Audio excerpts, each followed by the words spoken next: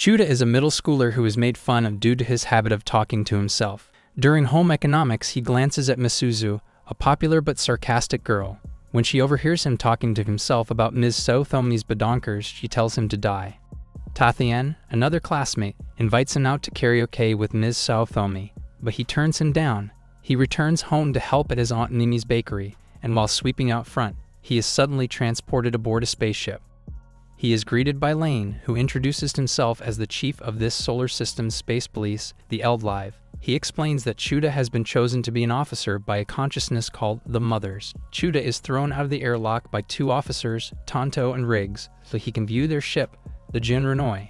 Melis convinces him to take the exam. He is handed a badge and handcuffs and is told to arrest a Charbolian criminal hiding on Earth. Geronimo sends him to look for his target, while Harry notices that something is different about Chuda's genetic makeup. Chuda encounters Tathian and Southomi, but when his inner voice starts telling him that Southomi smells like oil and calls her a blob, she becomes agitated and transforms into a grotesque alien. Chuda is frozen, but his inner voice gives him the courage to fight back, and a beam of light suddenly shoots out as a manifestation of his will.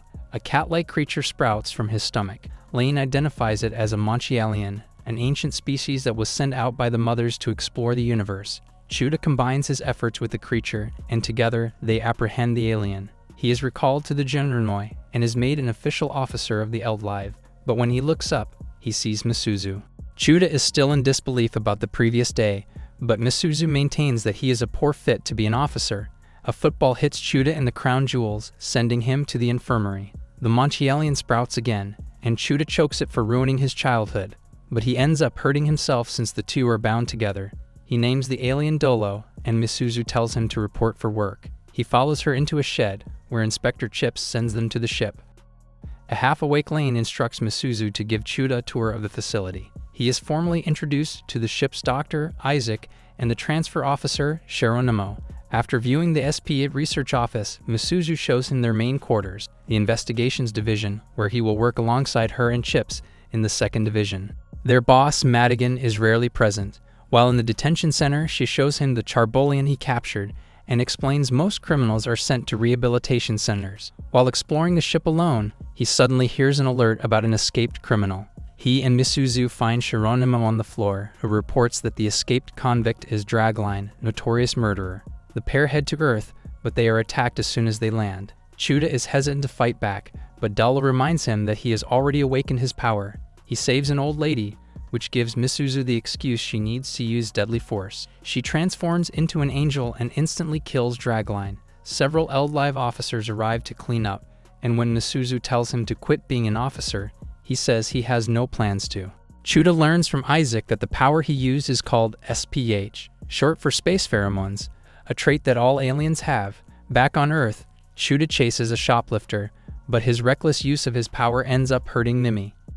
He becomes depressed, and Misuzu warns him that using SP8 powers on Earth is a severe violation. He considers quitting Eldlive altogether, but Dalla thinks it is a waste since he has matured in his short time there. He visits Mimi and says he wishes he was injured instead of her. Mimi reassures him that she only works hard so she can watch him grow.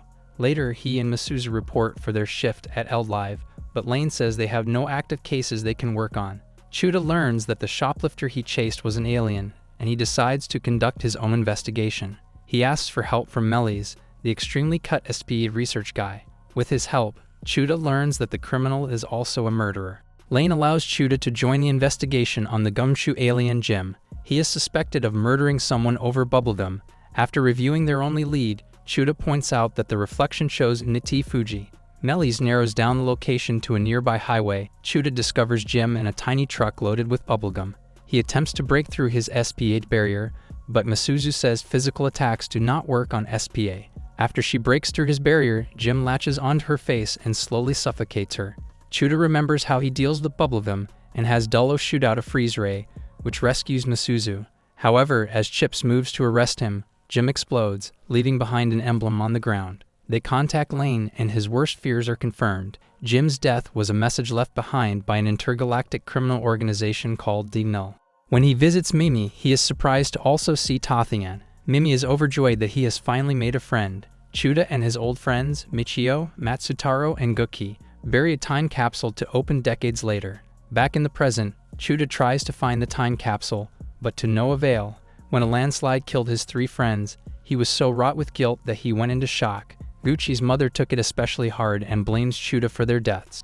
During a morning assembly, Misuzu and Dolo suddenly fall asleep. Chips uses a robot body to pose as Misuzu's mother to retrieve her and Chuda. Later, Lane concludes that it was an SP8 ability that induced them into sleep, but finds it odd that their SP8's radars picked up nothing. Their only lead concerns 2 abrupt transfer students, but what worries them the most is that a massive D-Null ship is heading for the Milky Way.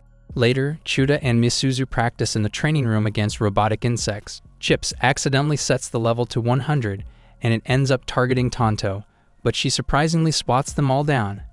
The next day, Chuda is shaken to see the new transfer student Mikio, who bears an uncanny resemblance to Gucci. He decides to follow him, and when Lane orders Harry to run a recognition test, the results show there is a 98% chance they are the same person. Suddenly, they are hit by a massive jamming signal, crippling their communications. Meanwhile, 2 D-Null members attack Chips. When he tries to fight back, he accidentally presses the emergency eject button. Misuzu senses that Chips has been taken out and attempts in vain to contact the Eldlive. Unbeknownst to them, the D-Null is in Earth's orbit, specifically blocking out the SBA signals of Chuda, Misuzu, and Chips. Misuzu arrives to rescue Chips, but she is also knocked out. Chuda is led by Mikito to a nearby shrine, where he confirms that he is a revived Gucci. Gucci resents Chuda for his near death, but he reveals he was saved by D-Null, and he eventually became one of their sub-commanders. He was sent to Earth to discover the Eldlive officers monitoring Earth, and to take Dolo and the immense knowledge kept within him. He offers to free both Misuzu and Chips if he complies. Chuda nearly takes the deal because of his guilt, but thanks to Dolo's encouragement, he decides that he is who he is now because of the experiences he's had. He notices that Misuzu had taken the anti-sleeping SP8 biscuit, and he uses a signal to let her know he is about to attack. She breaks herself and Chips free and engages Gucci in battle. Misuzu is injured when their powers clash, and Chuda uses his powers to pierce Gucci's side. But Gucci thanks Chuda for destroying the monitoring device implanted in him. He reveals that he was simply pretending to be angry, and he has been using D-Null to search for Michio and Matsutaro, whom he believes are still alive. He knows that Chuda has been blaming himself all this time, and reveals that the cliff they were under was already crumbling. He asks that Chuda keep his status as a double agent a secret from Eldlive, and as the smoke clears, he escapes. Chuda and Misuzu return to the Gen Renoi and find it under attack by hundreds of spacecraft. Chuda tells Lane to use Tonto to swat them all away. In the process, Lane locates the D-Null mothership. With his stealth systems offline, Gucci retreats. Later, while visiting Gucci's grave, Chuda runs into Gucci's mother, who reveals that the time capsule was taken by him. But the day before, she noticed that someone had taken it again, leaving behind the photograph of him and his friends. She is comforted in the knowledge that her son is alive somewhere. Back in the Gen Renoi, Misuzu sees Chuda in a slightly better light after seeing his resolve to be a police officer. Suddenly, Bilolugo, a special investigator directly under the mothers, arrests Misuzu for aiding a criminal. Video evidence shows Misuzu releasing the criminal dragline from his cell, and she is taken into custody. But during the interrogation, she denies any memory of the incident and collapses from a fever. Lane requests medical attention from Misuzu, claiming she is a test subject under the famous Dr. Taklamakan. Bilolugo begrudgingly allows it. After Chuda is interviewed, he bumps into 2 girls. He is then called by Isaac and escorted to the holding cells, where they find Misuzu suffering from a fever and delirium. Isaac explains that she underwent genetic experiments under Taklamakan, known as Dr. Love. As such, she requires special medicine to survive. Lane then calls them both to the bridge and assigns Chuda a special escort mission to protect Dr. Love. An unknown terrorist has killed several of his body doubles, and his life is in grave danger. He adds that by rescuing him, he may be able to testify and clear Misuzu's name. Chuda is sent down below and encounters the 2 girls from earlier, whom Chips introduces as Veronica and Nino. They both want to join them on their mission, since they joined Eldlive the same time as Misuzu. When they enter a restaurant, the terrorist who has already killed a Dr. Love body double holds them at gunpoint. He demands to know the location of the real Dr. Love, and Veronica admits under duress that he is somewhere underground. The terrorist blows up the restaurant, but Nino uses her powers to protect them. An unfortunate side effect is that she becomes naked. When the smoke clears, an underground bunker is opened, revealing another dead body. But there is another man inside who tells them they are too late. Veronica attempts to place the man under arrest, but the terrorist is enraged that his plan to use Dr. Love's brain to gain access to a treasure has been ruined. He tries attacking him, but he is defeated. As he is placed in cuffs, he explains that he merely removed a remote control device from the terrorist, as someone else was using their SP-8 to control their movements. They are shocked to learn that the man is Dr. Love himself. He is fascinated to learn that Veronica is a Kurzian, whose lineage boasts strong kicks. He begins caressing her legs, thighs, and lower abdomen before getting slapped in the face. This makes Chuda think that the experiments Dr. Love had with Misuzu were in a similar vein. Before he can be freed, Veronica is mortally wounded by Nino, whom Dr. Love sees is also under remote control. Chuda comes to his aid, and he hopes to save Nino. Dr. Love asks him to knock her out so he can undo the remote control, but this is no easy feat, and Chuda is woefully outmatched. He begins to lose his self-confidence, and when Veronica asks him to run away on his own, he resolves not to leave anyone behind. He attempts to match Nino's laser beams, but they instead critically damage Dolo, and he himself is horribly burned. But deep inside his consciousness, Dolo tells Chuda that he showed him the meaning of hope and hopes to form a bond with him forever. But in the outside world, Dolo's body undergoes a rapid evolution, transforming it into a lethal killing machine. Dr. Love explains that a Montielian's self-preservation instinct forces it to undergo evolution and seek out a host. In this case, it targets Nino. Chuda asks Dolo to stop his rampage, and he miraculously answers him, which Dr. Love says only has a mere 0.2% chance of happening.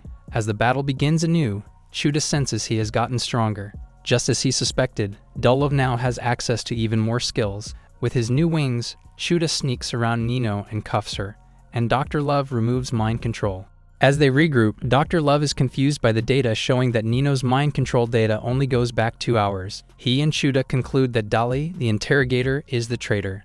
As they report this information back to Lane, he calls for Dali's arrest, but Dali is one step ahead, killing Bilal and stealing his admin privileges. Chaos erupts on the base as officers indiscriminately attack. Chuda and Dr. Love return and are briefed on the situation, while Lane realizes too late what Dali is after.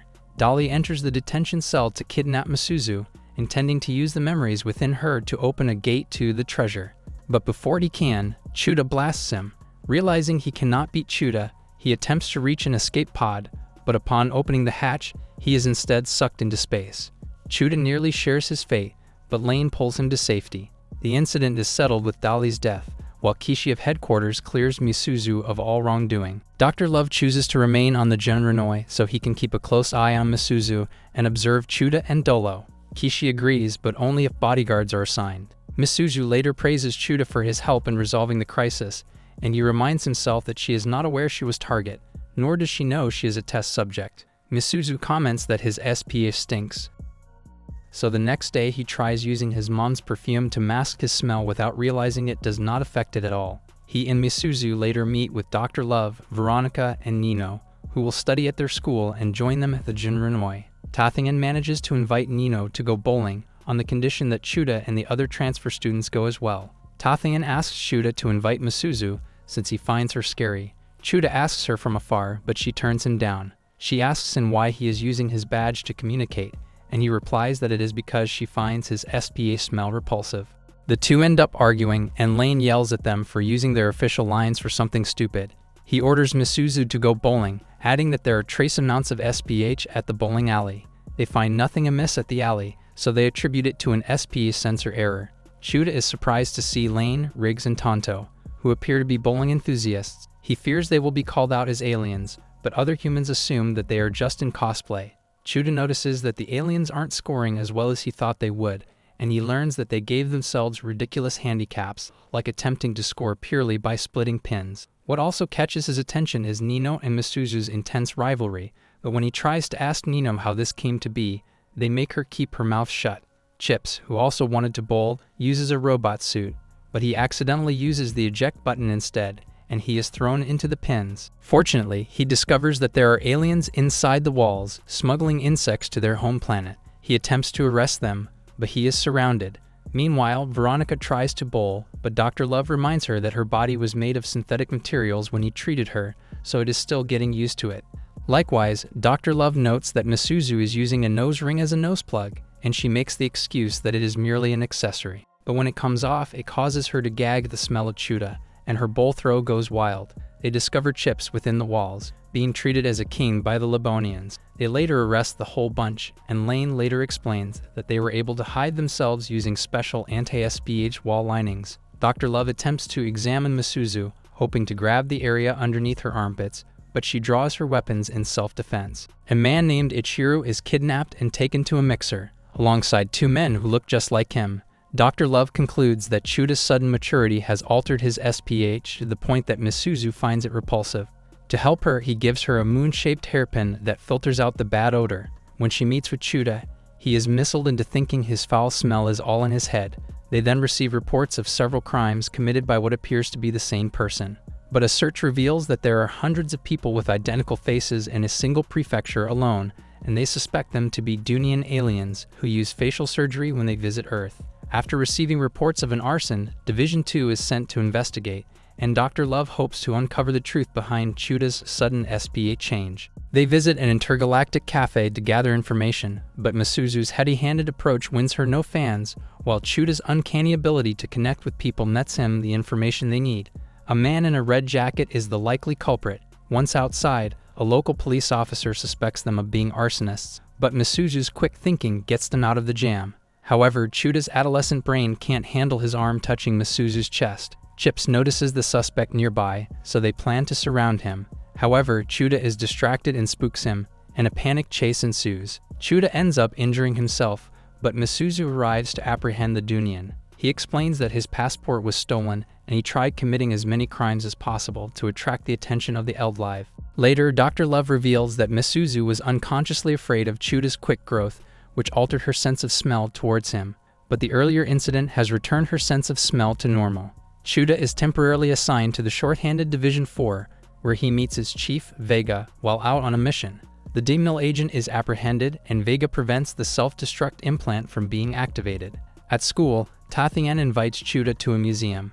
Meanwhile, Lane asks Misuzu to give Chuda a special item. She visits Division 4, hoping to apologize for the trouble she caused Chuda due to his smell, but Vega says they are out on a mission. She trails him and the other boys to the museum, where they see them get aroused over nude paintings of women that look like Nino, Misuzu, and Veronica. They call them perverts, especially Vega, whom they thought was more mature than this. Chuda gets a message from an unknown sender who says that Eldlight is covering up the mountain accident.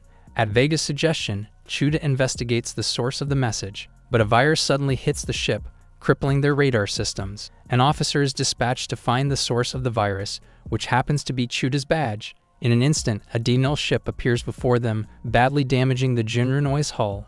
The fleet commander, Demil Jr., demands they hand over Chuda and Dolo.